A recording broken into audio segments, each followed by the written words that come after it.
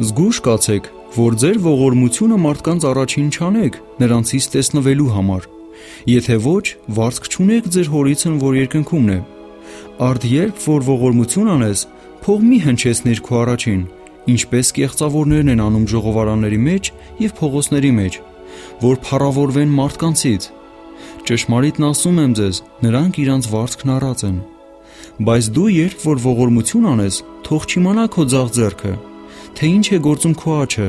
որպեսզի քո ողորմությունը ծածուկ լինի, և քո հայրն, որ ծածուկ տեղը տեսնում է, հայտնապես կհատուցանե քեզ։ Եվ երբ որ աղոթք անես, չլինես ինչպես կեղծավորները, որովհետև նրանք սիրում են ժողովարանների մեջ և հրապարակների անկյուններում կանգնած աղոթք անել, որ մարդկանց երևան։ Ճշմարիտն ասում եմ ձեզ, որ նրանք իրանց վարձքն առած են։ Բայց դու երբ որ աղոթք անես, մտիր քո սենյակը և դուռդ փակած աղոթք արա դեպի քո հայրը, որ ծածուկումն է, և քո հայրն, որ ծածուկ տեղը տեսնում է, հայտնապես կհատուցանե քեզ։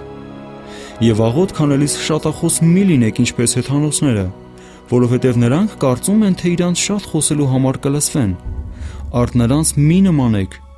որովհետև ձեր հայրը գիտե, թե ինչ բաներ պետք են ձեզ, ձեր նրանց խնդրելուցն առաջ։ Արդ դուք այսպես աղոթք արեք.